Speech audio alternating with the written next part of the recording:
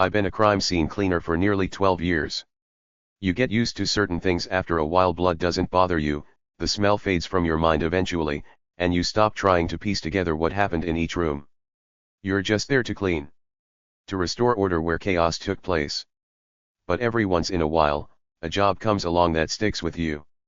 The kind that rewires something inside your head, makes you question what you've really been wiping off the floors all these years. Mine happened 3 months ago in a quiet little town called Stillwater, Missouri. Stillwater isn't the kind of place that ever makes the news. It's all flat farmland, broken barns, and folks who still wave from their porches when you drive by. I was subcontracted by the sheriff's department after what they called a domestic incident out on the rural side. Normally, that means some drunk husband lost his temper. But when the dispatcher said the sheriff himself wanted me to exercise discretion, I knew something was off. The GPS led me down a dirt road that looked barely used.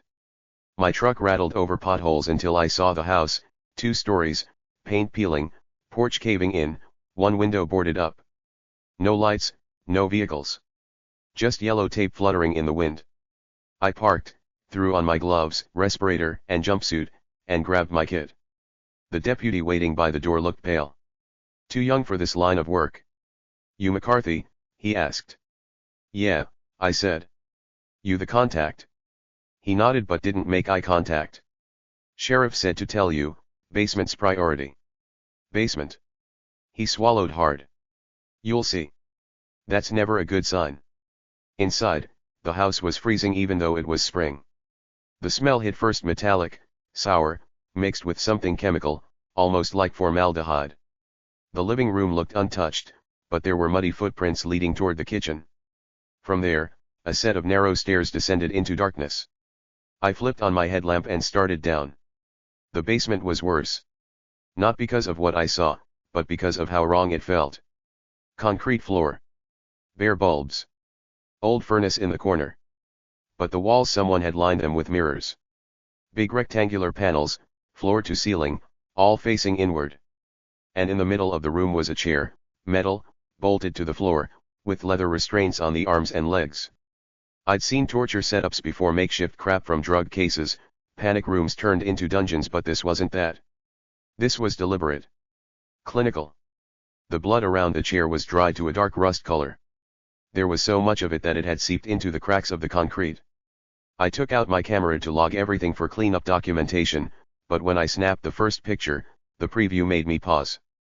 Because in the frame behind the chair there was a silhouette. Human-shaped, faint, like someone standing in the reflection of the mirrors. But when I looked up, nothing was there. Just my own reflection staring back at me from every angle. I told myself it was pareidolia, your brain making patterns out of shadows. I'd been in darker basements than this. But the deeper I looked into the mirrors, the more I noticed it wasn't quite my reflection. The person looking back at me wasn't mimicking my movement perfectly. There was a half-second delay. I started working. Cleaning fluid, rags, scrub brush, muscle memory taking over. About halfway through, I found something wedged behind one of the mirror panels. It looked like a small cassette recorder, dusty and cracked. I pocketed it without thinking. Evidence collection wasn't my job, but it might explain the setup later. When I stood to stretch, I froze. All the reflections had shifted. Every single one of them was now slightly angled toward me. I turned slowly, heart hammering. It was subtle, a few degrees at most, but the mirrors definitely weren't facing the same way they were before. Then, in the farthest reflection, I saw something move. A flicker of motion behind me. I spun around, nothing. Just the cold air humming from the vent. When I looked back, my reflection was closer to the mirror than I was. That's when I dropped my tools and bolted up the stairs. The deputy was smoking outside, pacing. When he saw my face, he knew. "What's down there?" I demanded. He shook his head. "Sheriff told me not to." "Don't give me that. You've seen it?" He hesitated, then said quietly, "We found the woman's body tied to that chair. She was missing her eyes. Every mirror was covered in fingerprints, hers. Like she was trying to claw her way into them, not out." I felt my stomach turn. He continued, "Sheriff said it was ritualistic. Some cult thing. They found symbols carved into the back of her skull." "Where's the suspect?" I asked. He looked at me blankly. There wasn't one. House was empty when they arrived. Then he said something that chilled me, but we keep getting calls from that number. The one registered to this address. Keeps dialing 911. And all they ever say is, it's still here. I didn't finish the job that day. I filed a partial report, left out the part about the mirrors moving, and told them to send someone else for disposal. But that night, when I got home, I couldn't stop thinking about the cassette recorder I'd pocketed. It was sitting on my counter now, dirty and cold to the touch. There was a label on it I hadn't noticed before. Faded handwriting. Experiment 13, Subject 2. Against my better judgment, I found an old player in my garage and pressed play. At first, all I heard was static. Then a woman's voice, hoarse, trembling, came through. Please. I don't want to see any more. A pause. Then a man's voice, calm and detached, said. Keep looking. The longer you look, the more it becomes you. And then, faintly, a sound that didn't belong to any human throat, low, guttural, wet, like something inside the mirror was breathing. The tape ended with the sound of glass shattering. That night, every reflective surface in my house started fogging up. My bathroom mirror, my TV screen, even my phone. I wiped one off and there, for just a second, was a pale face staring back that wasn't mine. That's when I realized. Whatever had been trapped in that basement hadn't stayed there. I couldn't sleep that night. Every reflective surface in my apartment seemed to hum, like some low-frequency vibration I couldn't hear but could feel in my bones. The tape recorder sat on my kitchen counter, silent now, but I couldn't bring myself to put it away. Not yet. The next morning, I did something I hadn't done in years. I started digging. I went online, scoured public records, old newspaper archives, even obscure forums where people in Missouri whispered about disappearances and unsolved crimes. The house I had cleaned, the one on that back road in Stillwater, had a history. Not just a history of domestic incidents, or petty thefts, but something darker. Decades ago, a family named the Whitfields had lived there. Rumors said they were eccentric, reclusive, obsessed with mirrors and reflection work. One report mentioned that neighbors often saw strange lights at night, sometimes blue, sometimes orange, flickering from the basement. Kids would run screaming from the property, claiming they saw things moving in the glass. The police investigated once, but no charges were ever filed. I kept scrolling until I found a photograph. It was black and white, taken in 1972. The Whitfield basement was full of mirrors. In the corner, a man and a woman stood looking at the glass. Their expressions were strange, not frightened, not happy, just empty. I felt the blood drain from my face. The resemblance was uncanny. One of them, the man, looked exactly like the figure I had glimpsed in the mirrors. I didn't know why, but my chest tightened with the certainty that I was looking at the same presence. I needed to know more. The next day, I returned to Stillwater. I rented a cheap motel room close to the site. The sheriff refused to let anyone go back to the house, citing contamination, fire hazard, and ongoing investigation. But I didn't care. I needed to see it again. Needed to confront whatever had left the tape in my hands. Under cover of night, I drove down the dirt road. The house had been boarded up, charred wood still black and brittle. The mirrors were gone, stolen, smashed, or melted in some way I couldn't comprehend. But the ground told a story. Footprints. Bare, oddly elongated, disappearing into the woods behind the house. I followed them. The trees grew thick, branches clawing at my jacket. Every step felt wrong. The air smelled of decay, but it wasn't just organic decay. It was chemical, like a lab left to rot. Then I heard it, a low, wet sound. Breathing. No. Not breathing. Something sliding across leaves and dirt. Slow. Methodical. Watching. I froze. A shadow flitted between the trees. Not a human shadow. Too long, too wide, too fluid. It moved like liquid. My first instinct was to run. My second instinct was curiosity. I kept walking, keeping low, flashlight sweeping the undergrowth. There was a clearing ahead. And in the middle, another chair. Identical to the one in the basement. Metal. Bolted. Leather restraints. And beside it, a fresh pile of mirrors stacked like they'd just been cleaned. I stepped closer. My flashlight illuminated the nearest one. And for the first time, I saw clearly what had been wrong about the basement mirrors. My reflection wasn't alone. Behind me, in the glass, a pale figure crouched. Bone white, lanky, face featureless but unmistakably alive. Limbs too long, joints bending in impossible ways. The reflection moved independently, shifting closer with each breath I took. I stumbled backward. Hard hammering, I tripped over roots and dirt, landed hard. My flashlight spun wildly, casting light across every mirror. In each reflection, it was closer, looming over me from angles my eyes couldn't match. Then it spoke. No words. Just a sound. Wet, guttural, like metal scraping against bone. But I felt it in my head, vibrating behind my eyes. I see you. You belong here. I scrambled to my feet, bolted through the trees, branches scratching my face. When I reached my truck, I fumbled with the keys, hands shaking uncontrollably. My headlights illuminated movement. It had followed me. In the reflection of the windshield, I could see the figure crouched at the edge of the forest. Waiting. Watching. Smiling. I didn't stop driving until sunrise. By then, the trembling had subsided slightly, but my mind was racing. Back in my motel, I listened to the tape again. There was a third segment I hadn't noticed before. This time, the woman's voice was screaming. Then the male voice, calm, clinical, said, "Good. You understand now. It's not the mirrors that trap them. It's their own gaze. The eyes remember everything. And now, so will you."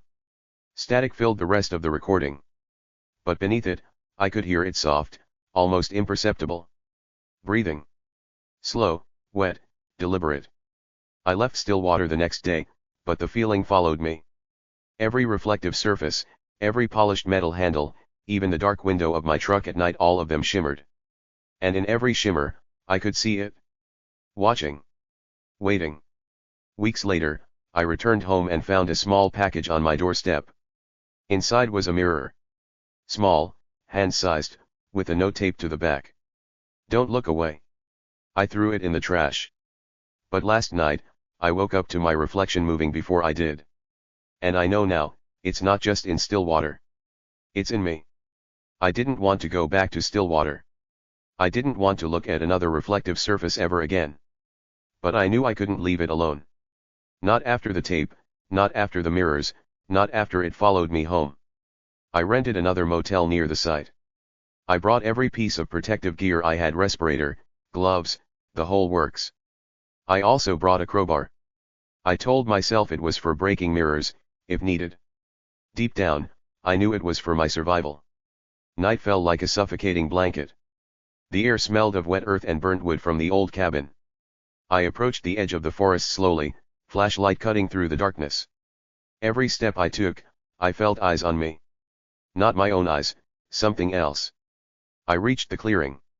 The chair was there again, the mirrors stacked in neat rows like soldiers in formation. And the shadows moved inside them. I heard a voice, distorted but unmistakable. "Welcome back, McCarthy. You finally accepted your role." I froze. The sound didn't come from any direction. It came from everywhere. "You were chosen the moment you stepped into the house. Chosen to see. To witness.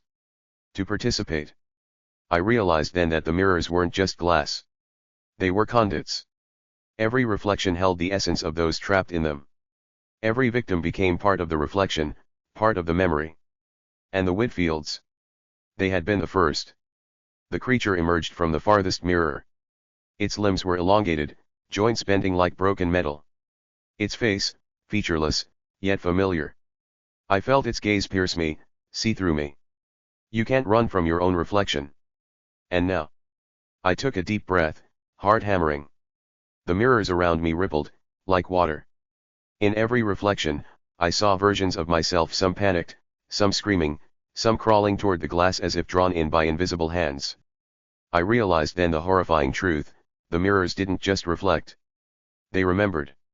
And they claimed. I ran. I smashed mirrors with the crowbar, shattered them one by one, but the sound of glass breaking echoed through the clearing, multiplying in my mind. For every mirror I destroyed, More seemed to appear in the periphery. "Don't look away," it whispered, voice sibilant, crawling inside my skull. I stumbled to the chair. The restraints were still bolted to the floor, but something about them felt wrong. They pulsed, as if alive. A liquid-like shadow oozed over them. It reached toward me.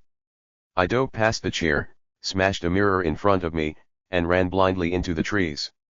Branches tore at my face and arms, but I didn't care. Behind me, I heard the scraping of metal on concrete or maybe on bone. When I finally broke through the treeline, my truck was there, headlights on. But the mirrors weren't done. In the windshield, a reflection crouched, grinning, limbs too long for a human frame. I didn't think, I jumped in, started the engine, and floored it down the dirt road. The lights of Stillwater faded behind me. I dared a glance at the rearview mirror. Nothing.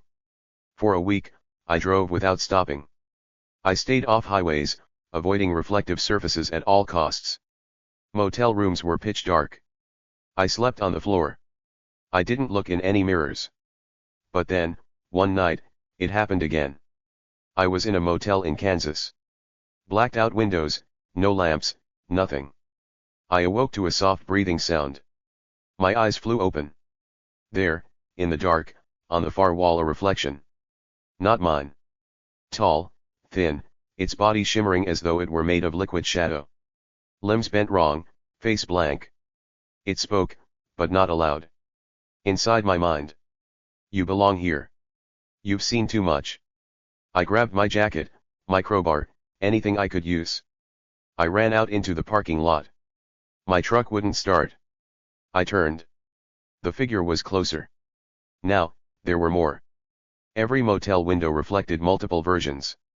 They advanced slowly, silently. Desperation took over. I grabbed the crowbar and ran toward the nearest glass, not to destroy, but to face it. "You can't escape," the voice hissed.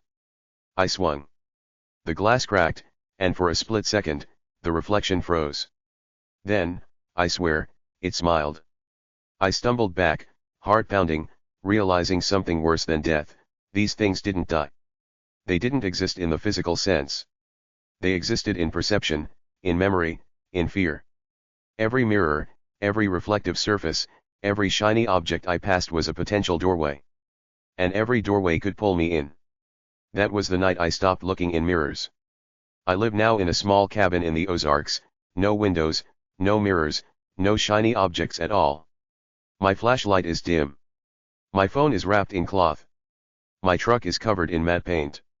And still, I hear them sometimes. Late at night, in the darkness, I feel a presence behind me. I know it's waiting. Patient. Eternal. And sometimes, if I move just wrong, I catch a glimpse of pale limbs in the corner of my eye. I'm a crime scene cleaner. I've seen the worst of humanity. But this is something beyond human. Something that waits in the reflection, whispering. You can't escape yourself. And one day, you'll look again. I haven't. And I won't.